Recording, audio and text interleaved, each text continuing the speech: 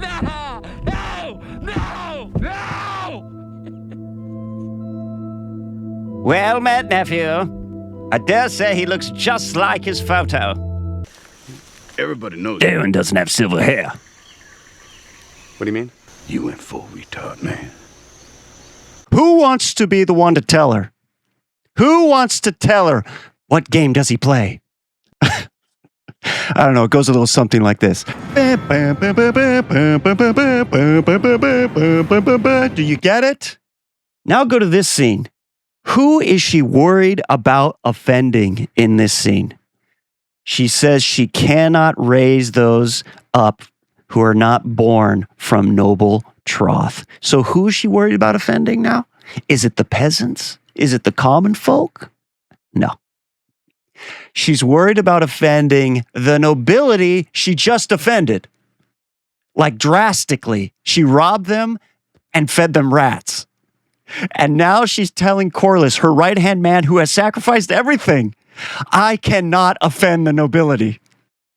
I can offend you, though, guy that's done everything for me, and my aunt was your wife, your son was my husband, and my other son was going to inherit your castle, and my other son was going to marry your granddaughter. You I can offend.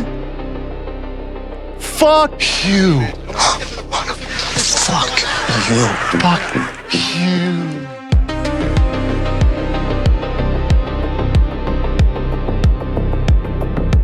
All right, what's up, everybody? Going to talk about House of the Dragon, Season 3, Episode 3. Full spoilers. Full spoilers and critiques, so you've been warned. We are now up to 15 subscribers.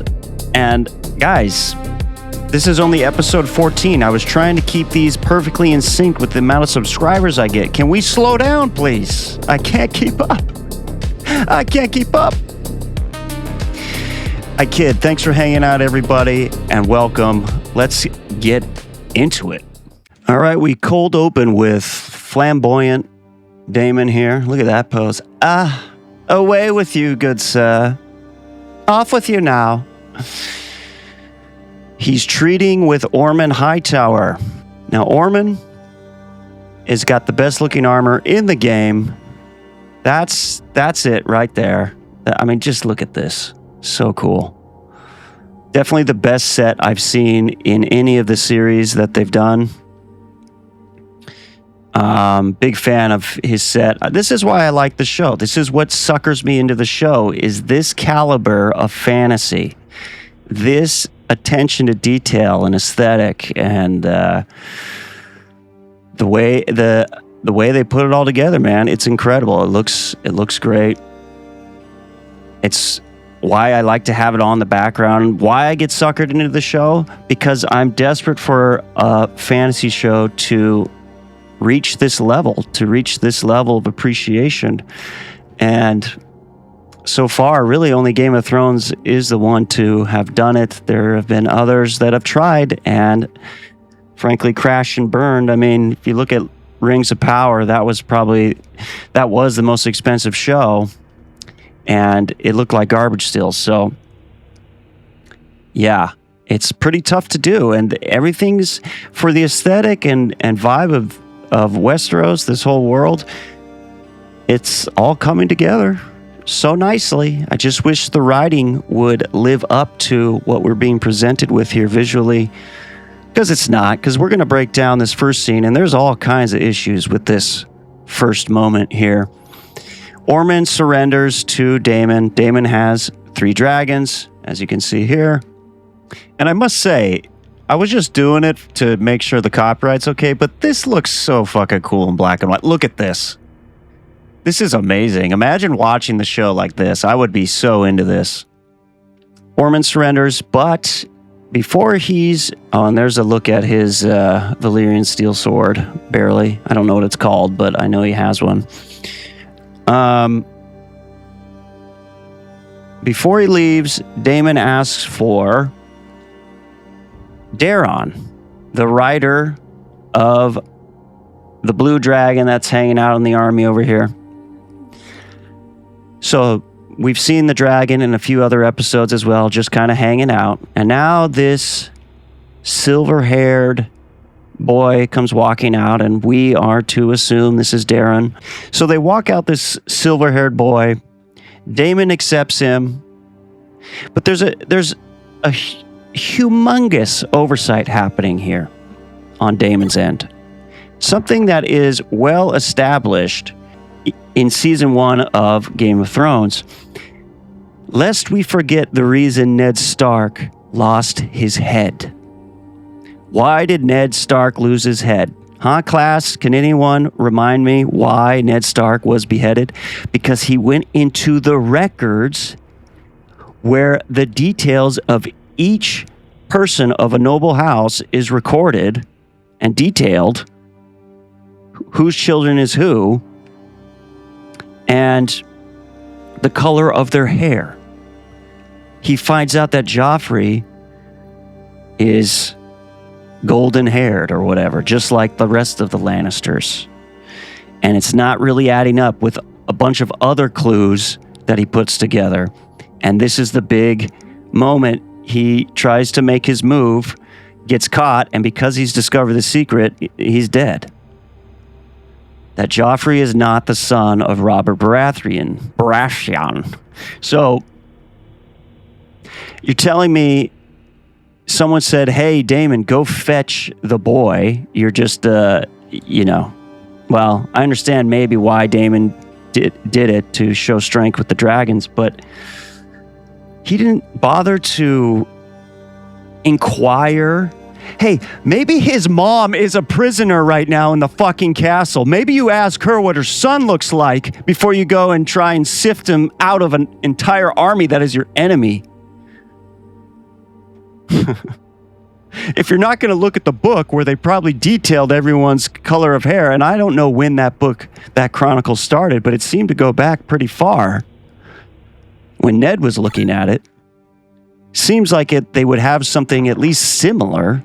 I know this is 200 years before that, but it seems like they would have something similar at that point to be like, okay, let's look at the details of this kid before we go and pick him up. Is he missing an eye? Is he like... Aemon is missing an eye. If you were told to go find Aemon Targaryen, you would know automatically, well, he's easy to spot because he's missing an eye. You wouldn't be able to hide Aemon with silver hair. You would have to have someone missing an eye as well. So that's one thing. They conveniently don't show any interaction with him and the dragon. They conveniently leave the dragon behind. Now, I'm gonna do one more lap on this scene when we get to the end of the episode, where Alicent screws the pooch on saving this boy and her own son because she's so stupid. Because she must remain cordial with Rhaenyra. So anyway, Daemon gets the boy and he leaves the dragon behind. If that's not confounding enough, I was assuming, okay, so we're going to get a scene where the dragons are like either surrounding him, like flying back, like, you've got 3 dragons there. You put Daeron in the middle and they just kind of, hover around him until they arrive at King's Landing. They put the dragon in the dragon pit. Okay, there it is. Or you were going to show Daeron ahead of the group and they're like watching him or something like that. But I did not assume that the dragon, hey, the nuclear bomb that you guys have, Ormond Hightower, just go ahead, take it to Old Town. You guys are granted the dragon now. Like, what? It seems like the least Daemon move. Remember Daemon's whole ethos? Fire and blood. You think he would just let a dragon slip through his fingers? He's the one that's always talking about getting more dragons and that you have dragons, so go and take over the world. Yet he forgets a dragon staring at him, looking him right in the eyes. That's okay, Ormond. You can have it. We kind of just forgot about the dragon that Ormond had. I can see Dan and Dave in the behind the episode now going, and Daemon just kind of forgot about the dragon that Ormond had. Just like Daenerys forgot about the Iron Fleet when her dragon gets sniped out of the sky from behind a rock cliff or something. Oh my gosh. Well, that's convenient for Orman. Thanks. Well, Orman is now my favorite guy because at least he's doing things in his own interest and he's not being manipulated by, or I don't know. So anyway, now Orman is my favorite guy because at least he's being crafty and doing interesting things, and he's not to be taken lightly. And he lies, he just straight up lies to Daemon.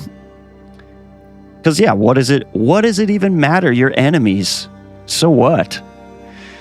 Yeah, sure, okay. We bend the knee.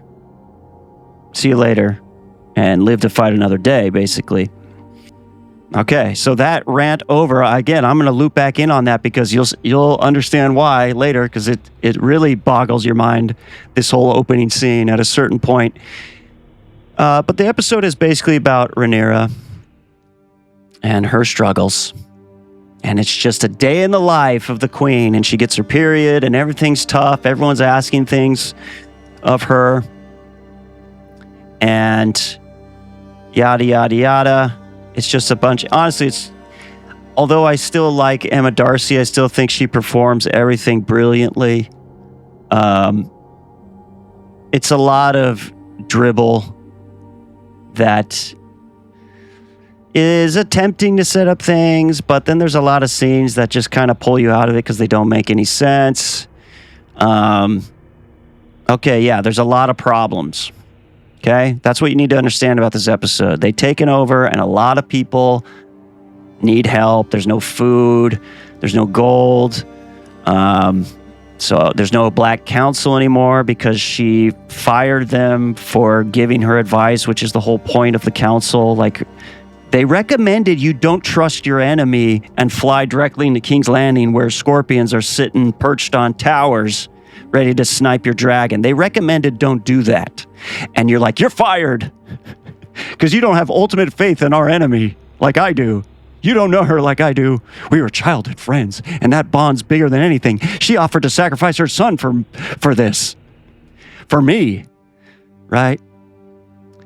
Now we get to the council, kind of council where Missandria is my nickname for her now, which I've been saying this accidentally to myself, and it just makes so much sense. It just naturally comes out.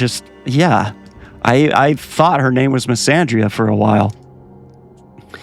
Her name is Missaria, but close enough because all she is the stand-in for Sarah Hess. We know that. She's the mouthpiece for Sarah Hess. This is how I know she's the mouthpiece, is because Sarah Hess hates Daemon as a character. She hates that he's become, in her words, the boyfriend of the show. She didn't like how everyone was kind of drawn to him. Because Daemon is obviously not a good person. But that's not why people are drawn to him. People are drawn to him because he does interesting things, because he's his own person. As George has quoted him to be equal parts good, equal parts bad. So I think Matt Smith has done a great job in demonstrating that. We saw that in season 1, that he's a complicated guy. He's got, he has a blunt way of dealing with things, but then he has his moments of levity where he is concerned with the people he does care about. And you can see even in this episode when you find out that, let's see if I can find the exact spot. It's funny, this whole scene is about Rhaenyra's just coronation. It's my princess day. It's my princess day. What do you mean we don't have the money? It's like her sweet 16 or something. So this guy, I don't remember his name, but he's the maester. He tells them that the Castellan, the guy who keeps the castle, which was the guy that Aemon stabbed, I forgot his name, but he's one of the Strongs, and he's, just this sweet, jolly guy. Daemon came to like this guy quite a bit. You can tell because when he finds out he dies, he does this little Let's see if we can catch it. Yeah, his lips. Yeah, look at right there. He's like, fuck. You know, he's pissed. He's pissed that Aemon killed these guys. Like, and he can't show it too much because he's Daemon Targaryen. But he's just like, I kind of like that guy. Damn it, that guy grew on me. That was a good man. You know, like he can understand that even though Daemon does evil things, he's equal parts good, he's equal parts bad. That's why Daemon is interesting, right? That's why Sarah has this guy as the boyfriend of the show.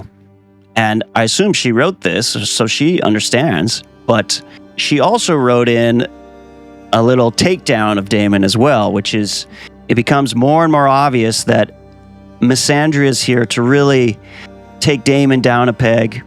It's everything but peg him. You know, it's like almost pegging Daemon, like in symbolically peg Daemon. Because they've made him a cuck in his own marriage that is like polyamorous at this point without his consent. No one ever asked him if we could include a lesbian into this, but, you know, Rhaenyra doesn't need his approval, even though they're apparently married. So, and this is what he says the last episode, when he remarks that Missandria is hanging out, she's like, I don't need your approval, Daemon. It's like, whoa. So you just get to bang anyone now? What he says is just an observation. So he's completely cut off at the balls, right? Like, as if Daemon would react to Rhaenyra like that. That's not the Daemon I know, frankly. I think he would be a little bit more sharp-tongued than that, but they just made him soft. Missandria's here. She says some bullshit, and he's like, nobody asked you, bitch.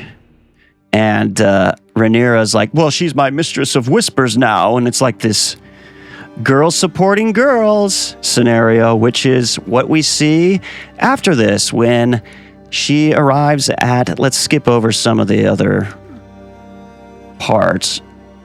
When she arrives in the chamber with Alicent, if we could get a fucking shot of it, for God's sake. All right, look at Alicent, look at the bug eyes, the crazy eyes. It's always in the eyes, I tell you that much. You ever meet a girl and she's just got those eyes that just kind of do that? Yeah, that's red flag number one. Anyway, so Rhaenyra now arrives with Alicent because Rhaenyra's like, where's the gold? Well, my dad might know, but you killed him. Well, Ironrod might know, but you killed him. And Rhaenyra's not satisfied, so come on, where is it? And Alicent's like, I did everything, blah, blah, blah. Isn't it enough? Like, why? And then she has to throw in the line, why do you continue to blame me for the things men have done? So she throws her girl card out there because it's girls supporting girls. Hey, we're women, we got to stick together, girls support girls. It's that whole vibe. We're just like two angels while we're trying to stop everything from going down. I might have tried to put Aegon on the throne accidentally. Before you were crowned queen, I kind of like tried to steal the throne from you. But basically, hey girl, why are you coming at me? I might have started this entire war because I tried to steal your inheritance. But hey girl, why are you coming at me? It also doesn't have any of the energy of you just killed my father. It seems Alicent is not even that upset by that. She just kind of states it matter of fact. And it's really more of the energy of, why didn't you tell me what time you were coming? You've neglected me this week. I didn't know you were arriving at King's Landing at that time. Like, I would have been prepared. Like, that's the energy it actually has. I mean, in Alicent's defense, if she really wanted to prove that she doesn't know what's going on, hey, I didn't even know my dad was in the black cells. I didn't even know my dad was there, so do you believe me now? That would be the most believable thing to say. Anyway, they had to make it about men versus women. Yeah, that's just great. Well, I hope you know it was Rhaenyra who cut your dad's head off, but of course, no, well, Daemon encouraged me, so it's not really my action that did it, but anyway. So, the Sisterhood Uber Alice rearing its ugly head again. They cannot help themselves but want to facilitate Rhaenyra and Alicent to be the icons of the show, to be steadfast against this world of men who just want carnage. As friends. Our children kill each other. I killed your dad as friends. And I even saw, I don't know how recent this is, I saw it just briefly online as I was scrolling. There was some article titled that Rhaenyra and Alicent would rather share the power of Westeros. Which is defeating the purpose of this whole story, one. And two, it's so everybody gets a cookie mentality. You get a prize for participating mentality. And they do more of that in this episode. You've got the White Worm and Rhaenyra here now. The White Worm is just simply narrating Rhaenyra's inner thoughts for us, giving us proper exposition so we understand the order of things. Well, Daeron is the heir. Yes, he's also my half-brother. Blah, blah, blah, blah, blah. As they walk down the halls discussing these things with all these servants who are still wearing green, meaning they were just serving the Hightowers. So, yeah, that seems like the place to have these conversations. Now that I'm in power, these are NPCs. NPCs, you can only walk up to them and ask them for quests, and if they don't have one, they're basically useless. That's the people walking around in this castle right now, who are all still wearing green. They made that detail clear, but for some reason, they're still trustworthy enough to have these types of conversations about assassinating people and all that. Oh my goodness. So Rhaenyra's haunted by ghosts. They're trying to imply that she's going a little nuts because of all the pressure, and she's got her period. Oh man, could this day go any more wrong? The faith guy tells her, hey, don't go against the faith. He has a pretty good little lore dump on you. I liked what he said, at least from their stance of things, from the stance of the seven or whatever. Is that the dragons are born out of dark magic. All they do is destroy. They don't create. And yeah, I like that as like an anchoring to dragon lore there. But anyway, he says, don't you dare go against the faith. It brings the people together. And she walks away from that. Then she has a dinner where Corlys is like, hey, make my sons Velaryons. Velaryons? I never get the name right. Make my sons Velaryons, please. And she's clearly hesitant. She doesn't like that idea. They're at some dinner that you don't get any preface to. I would have liked to see the invite to this or something. Why is Daemon not there? Why is no one sitting on the other side of this table? Like, what kind of setup is this? What are they watching? Like, is it that scene from Django Unchained where now there's going to be wrestling right here? She's hesitant, and I was thinking, oh, maybe she's hesitant to this. But Rhaenyra does say this funny line in here where she says she couldn't guess that they were his sons, but now she sees the resemblance, and that just seems a bit weird. It seems like a kind of a backhanded racial comment. I don't know. It just did not come off right. That was funny to me. She's hesitant, right? And she's hesitant on accepting this idea, and I was thinking, the sweet summer child that I am, I was thinking, hey, maybe she's hesitant because Luke was supposed to inherit High Tide, and Jace was to marry Baela. Baela's Corlys's granddaughter. Maybe this was just stirring up some emotions for her, that she thought something was going to happen. She was also married to Corlys's son, which she helped escape because he's gay. So That's what I thought. I thought that's the only reason for this. That's me giving her the benefit of the doubt in this moment. But they just cut away from that. So you don't really see how that gets resolved, because that's called top tier writing. Write a scene with intrigue, don't resolve it, just cut away from it. That's good, and we'll see that later as well, because they actually think this is how you should tell a story or do a show. This is like, to them, this is show business. You have this advantage. You get to cut on these scenes, and no one is the wiser. It's so stupid. As if, Corliss, your right-hand man, that situation wouldn't be resolved right then and there. Corliss is going to let that drop? Are you out of your mind? Anyway, so now she's dressing up for her event. It's not her coronation, is it? Anyway, she's going to hear the people, and she gets her period because she's a woman, and that's what it means to be a woman ruler. And that's true. Listen, you guys who are women who would be ruling, you would get your period. That's true. That's true. No one is doubting that, but that's kind of a given. So I'm not sure why that was needing to be necessary, other than to pile on to just all the issues that she's going through, all the hardships. It's like, we know she would get her period. I mean, that's a known thing about women. That's what happens. So it's not such a question.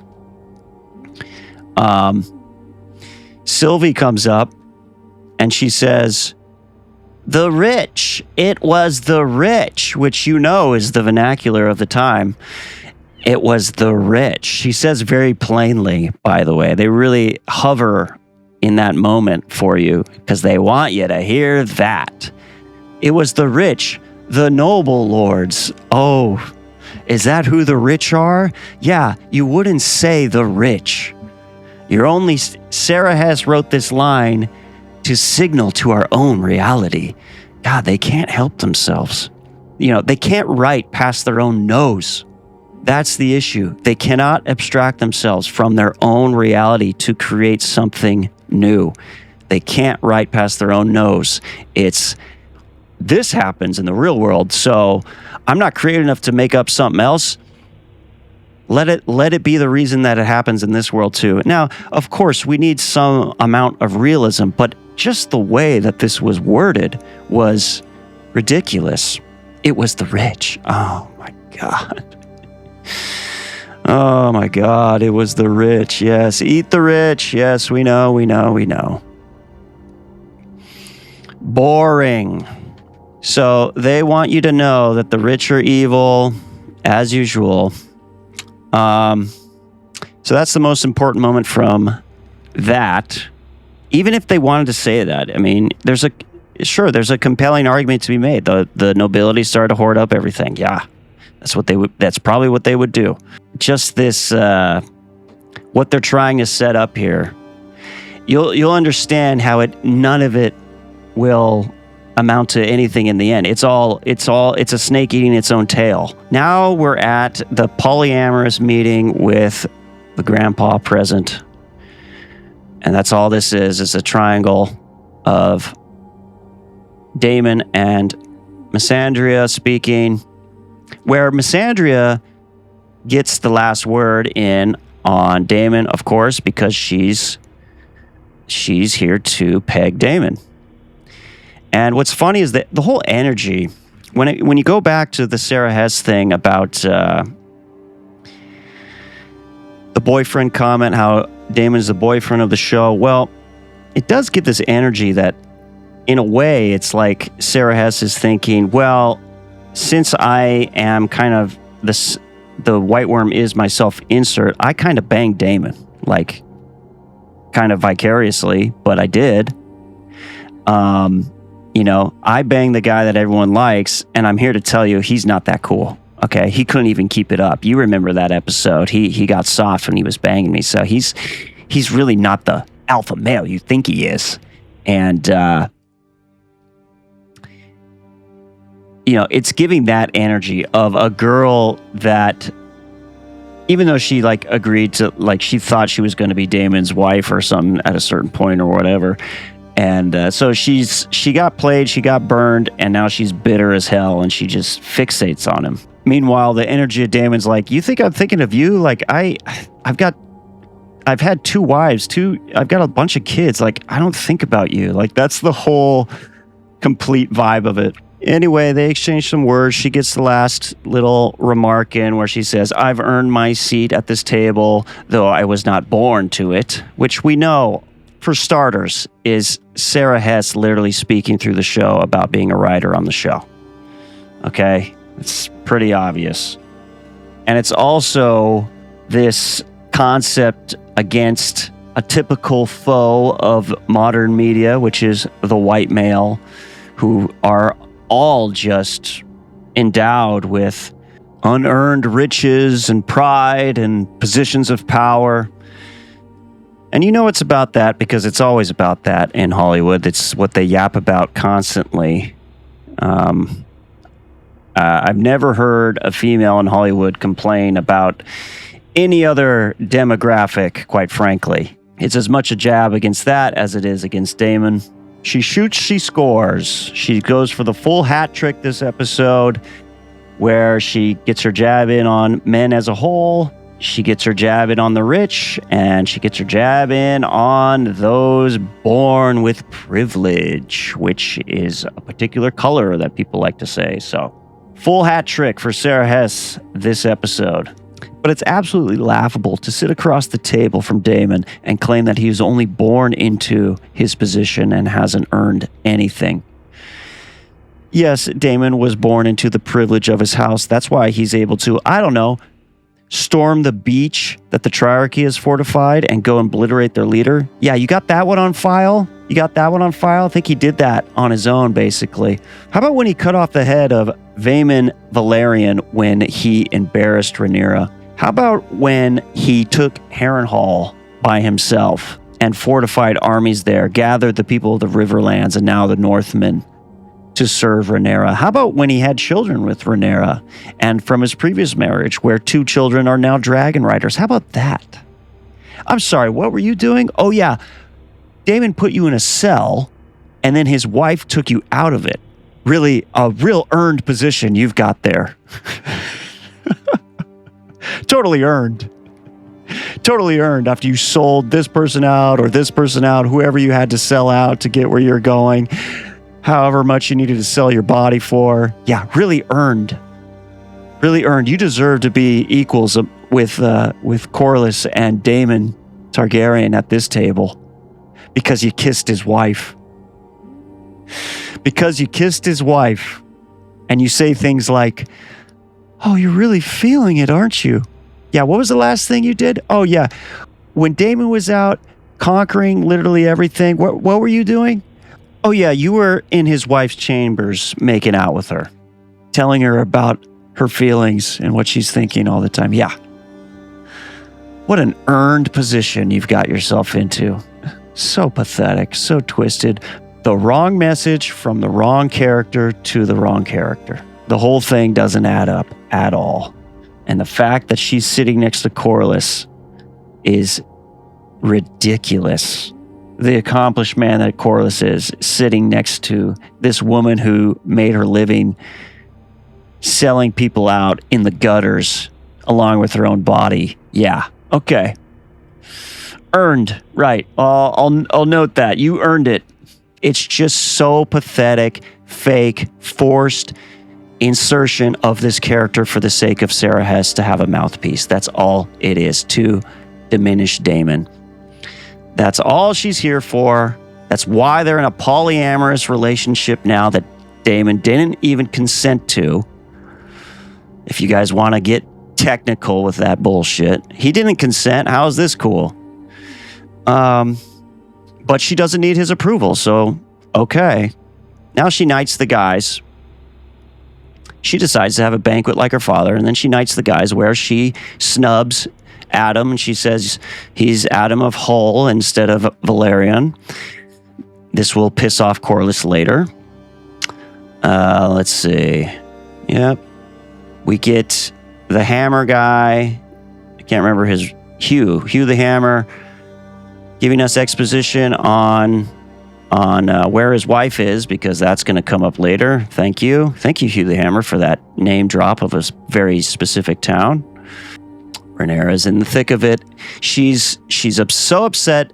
She's now turned to Alicent for advice. Oh my God, I was scared to death for this scene. I thought, oh no, she's going to ask her to be on the council because the council's empty right now. No, you bitch, don't you dare do it. And Rhaenyra just does what she usually does, which is ask people for advice and then say, nah. Which is what she did to her council back at Dragonstone. Now she asks Alicent, what should I do? And Alicent says, you're going to do a lot of stuff that you don't want to do, things you would recoil from and all that. And she goes, well, my dad didn't have to do that. Okay, bitch, then why are you asking me? Wait, can I go now? Why are you asking? That's my advice. Any other questions? You know, the most childish answer you've ever heard. Well, my dad didn't have to do it. Why do you wear shoes outside on the hot sidewalk? Because the sidewalk's hot. Well, I don't do it. Look, I don't need to do it. So why do you do it? So, I don't know. It just sounded like a little kid argument. All right, then we move on. Now she's at the banquet. Thank God, by the way, she did not ask her to be on the council, but that might have been the first stone. And again, the sisterhood over Alicent showing, rearing its ugly head. It's like, they're still friends. They're still sisters at the end of the day. She can still go to Alicent for this kind of thing. Though nothing in the show has showed that their bond is that deep. It's so deep they're okay with their fathers being beheaded by each other, with their sons killing each other. It's so deep in that way that it's because of the entire scenario that Alicent's favorite child, whatever her name is, her son is murdered because of the blacks, more or less. Her grandson, Alicent's grandson, gets murdered. And we're supposed to believe the bond is just so deep between these two that if they could just be friends, all war would be averted. It's so ridiculous. Sorry, it's just unbelievable. And now we get to the scene which doesn't add up to the way she treats Corlys, because she's now in a move of guile. She has now deceived the nobility into a banquet that they are only serving rats. So all their plates are filled with cooked rats, which I can't find a frame of, but whatever. All the plates are filled with rats, and that means, and that's because that's what the people had to eat while the blockade was going on, which was caused by Rhaenyra.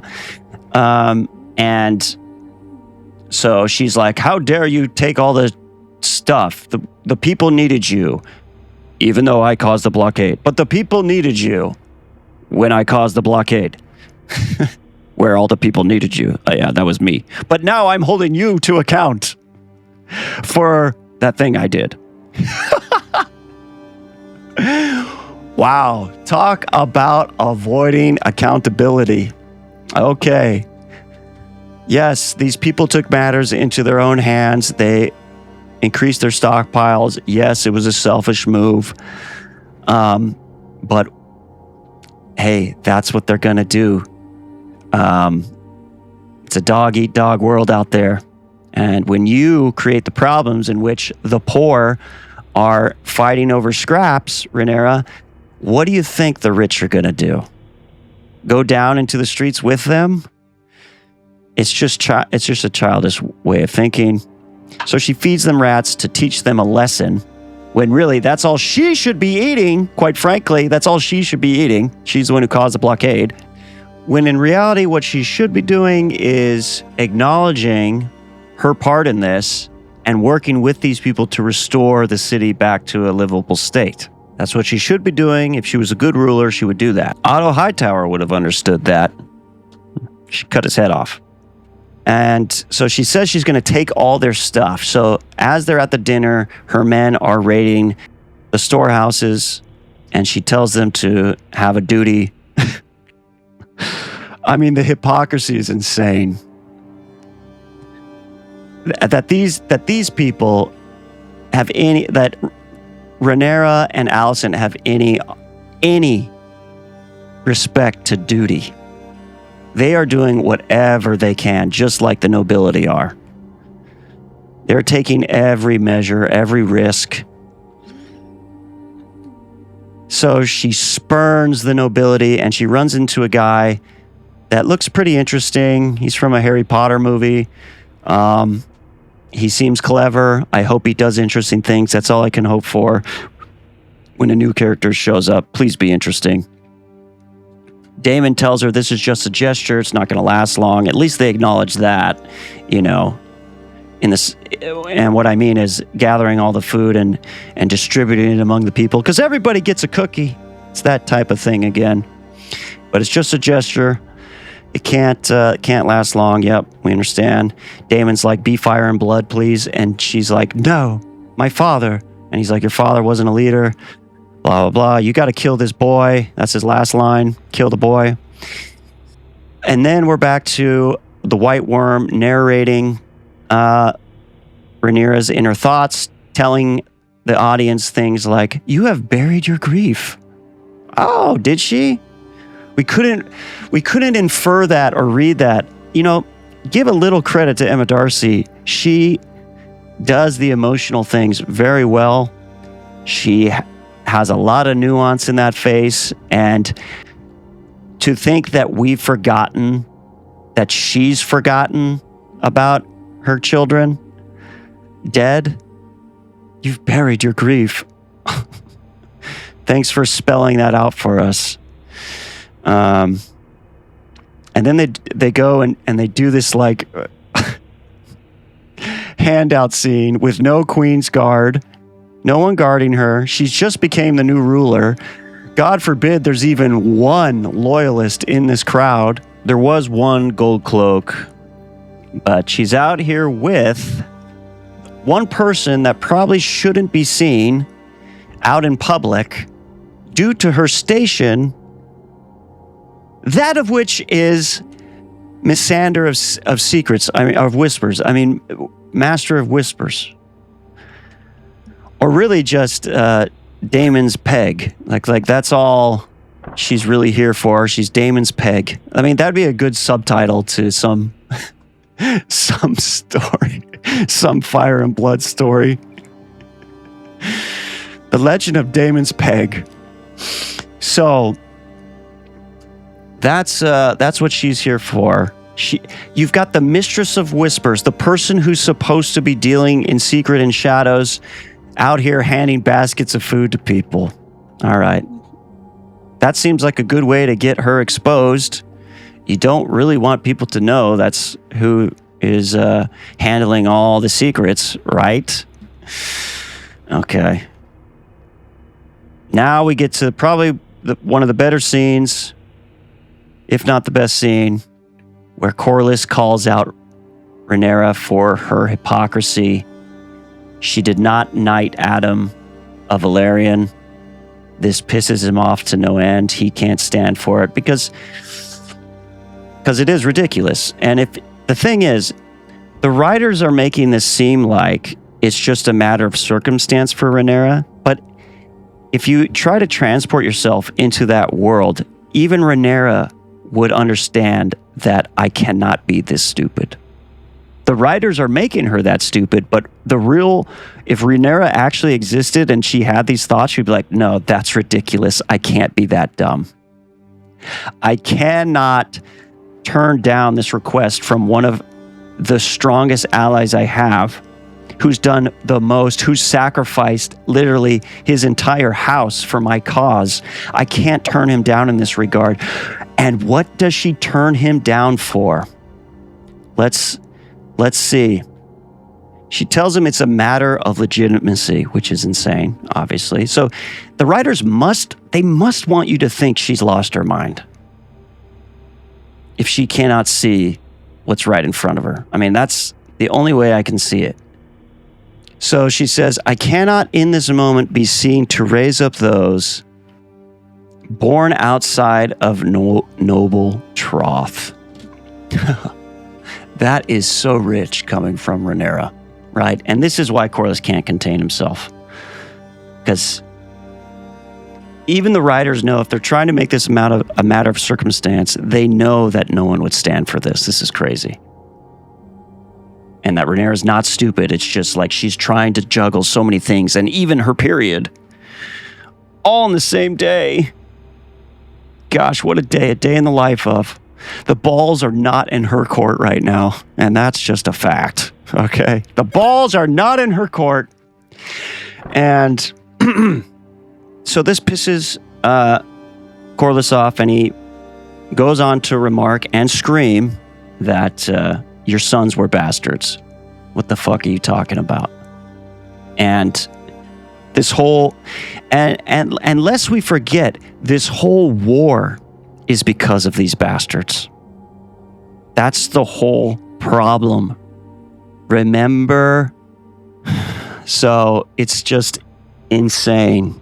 That's why Alicent, that's the dividing line between Alicent and Rhaenyra, is that Alicent followed the rules, Rhaenyra did what she wanted, and she still gets to be the heir, while Alicent has children directly from the son, or directly from the king, but her children are now removed from that line because Rhaenyra has bastard children. You see, that's why this whole war was started. And here's Rhaenyra, seemingly unaware of that fact, telling Corlys, yeah, maybe some other time, buddy. Thanks for your help, though. And he goes full Vaemon Targaryen. No, Vaemon Velaryon on her when he yells, "They're bastards!" So, and look at the look on her face when that happens. She's like, Corlys, just another thing. Just add it to the list of things for today because we don't see a resolution. And that's the problem with this scene. It's very unsatisfying by the end because you have this great intrigue happening. Yes, Rhaenyra, you have to solve this issue now. What is it going to be? You know what they do to solve this issue? Cut. They cut. Because it's movie-making magic. You just get to cut whatever you want. Cut. Nah, let's milk it out to the next episode. Because we don't have enough content for the next one, maybe. Because we have too many scenes with Missandria. By the way, while I'm on the topic, we have so much time granted to Missandria, but they left Otto in the black cells. Wow. So, one of your best characters for one of your worst. Just laying that out there real quick. That's where you decide to spend your time. Okay. Anyway, moving on. They cut.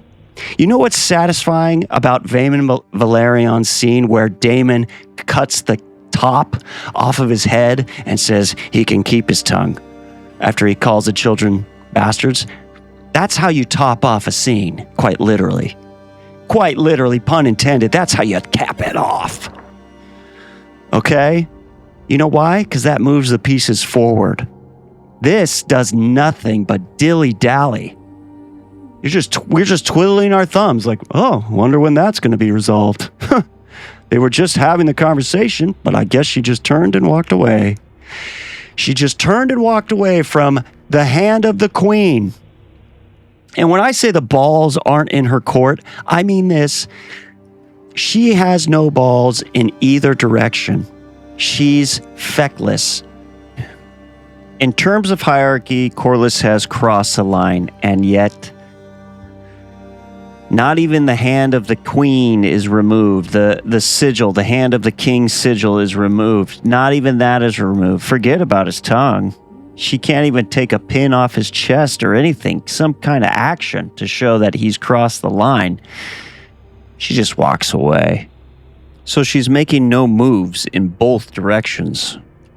And this could be compelling if the reasons why she's not making moves were good. Unfortunately, the answers are too easy. And so it's not good. It's not the struggle it should be, because the actual solutions are too easy. That's why this feels silly. That's why this feels like she's stupid. So who did she just offend? Just a few scenes ago, who was it? The nobility. She fed them rats. She told them, I'm taking your stuff, and she told them to be better people and didn't acknowledge her part in the affair at all. Now go to this scene. Who is she worried about offending in this scene? She says she cannot raise those up who are not born from noble troth. So who is she worried about offending now? Is it the peasants? Is it the common folk? No. She's worried about offending the nobility she just offended. Like drastically. She robbed them and fed them rats.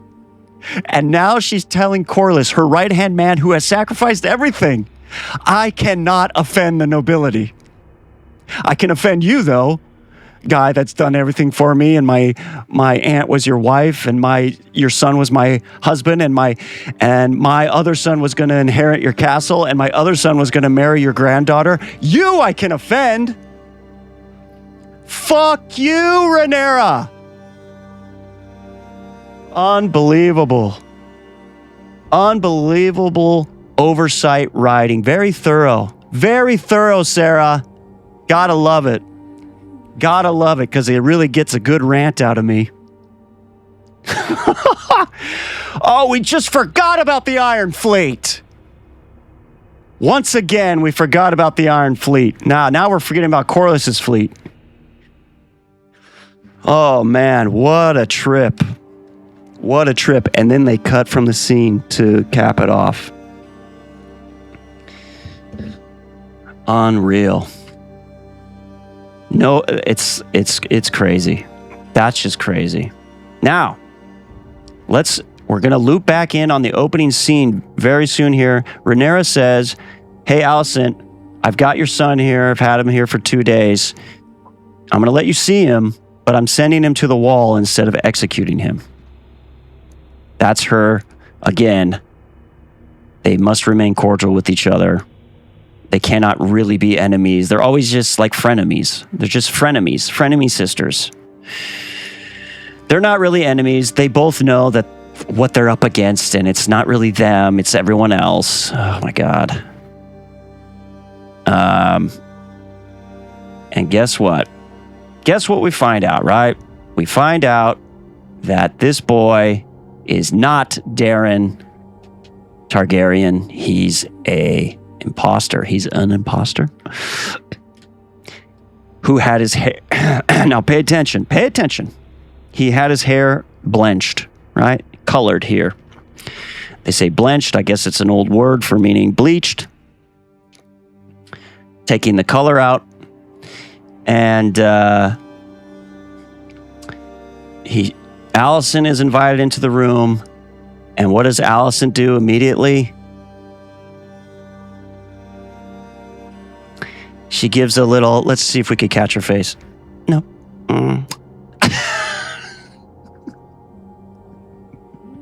Because Rhaenyra says, wait, this isn't your son? And that's how she reacts. This isn't your son. So Alicent is so stupid. She can't even think on her feet here and go, Daeron, oh, it's so good to see you. I haven't seen you in so long. She can't do that. She hasn't seen him in 5 years, she remarks. So keep that in mind, because we're gonna go back to that beginning scene, because this is something that no one is picking up on. I've watched a few streams or reviews. No one's picking up on this one. She says, I haven't seen him in 5 years. But Darren is a teenager, so that means he must be what age when he was sent off? Probably at least, 8 years old or something, 8, 9, I don't even know. Maybe younger, but at any rate. Point is, we know the color of Darren's hair. Okay? And we probably knew the color of his hair as soon as he was born. And it was probably chronicled somewhere, which Damon didn't care to look up and no one cared to ask Allison here, sitting as a prisoner, what her son looked like. If he was missing an eye, maybe. One of her sons is missing an eye. So Allison had the ability to save not only her son, but this boy as well, because maybe he could have just gone to the wall and lived to fight another day in some way, somehow. And now she's given away that her son is still out there, which is retarded. She could have had her son, be unknowable. And that's what she decided to do. So she gave them both up for the sake of the sisterhood. We got to trust each other. Girls supporting girls. Rhaenyra discovers. And then she has the classic line. Did he think I would not discover it? I think he didn't even think he was going to get that far, but you guys are clearly dumb.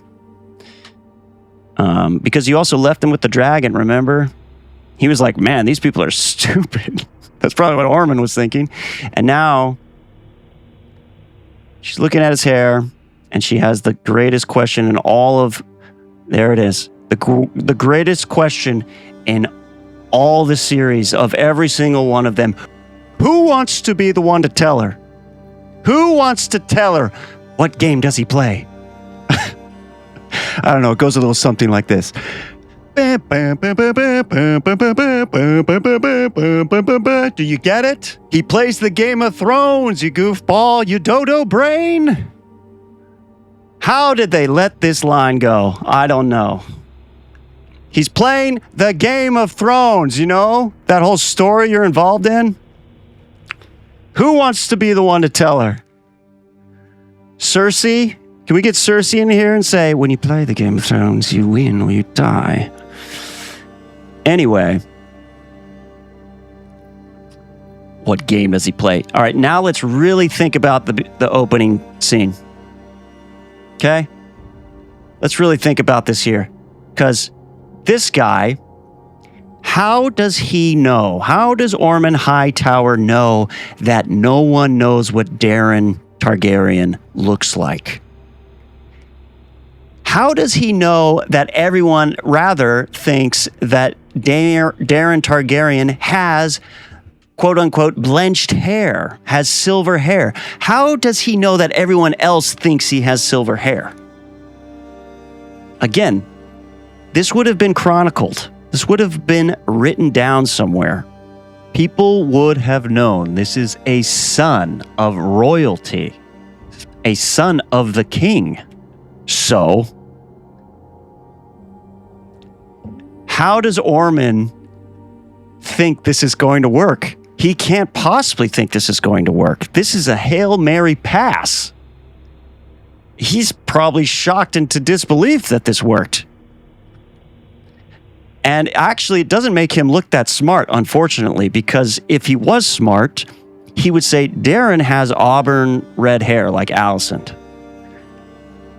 I need to find someone with auburn red hair to be his imposter, not someone with silver hair.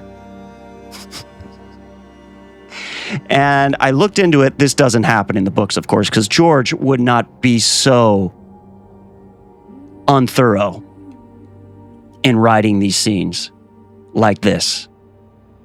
Real great, real thorough, Sarah. You really thought about this one. Very clever.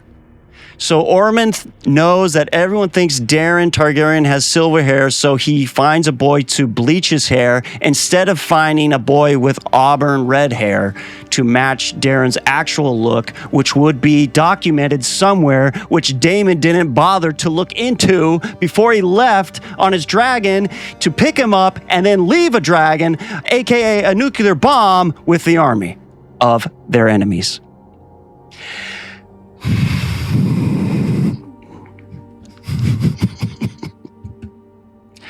Incredible, man. Incredible. And then we get the last scene. The last person to narrate Rhaenyra's thoughts is this guy who makes it very apparent that you cannot go and burn them, Rhaenyra. Gosh, why do all of your strategies suck? Remember, there's other people there. You would burn your people as well. And Rhaenyra's like, You make a fair point. It's like, Rhaenyra, you really, there's just no way you would even be this dumb. The writers are writing you this dumb. Can't you see it, girl? Girl, can't you see they're writing you to be stupid and foolish? Under the guise of impulse and emotion. Like, you're just so upset. You had your period that day. So, yeah, I'm going to go burn them.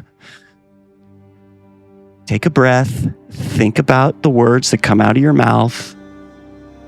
But they're just trying to clue you in that Rhaenyra's losing her mind. I think they're going to do, a madness arc with her, probably. And there she is looking into the flames. You devilish little prick, Ormond. I'll have your cock on a spit by the time I'm done with you. It's going to burst like Aegon's.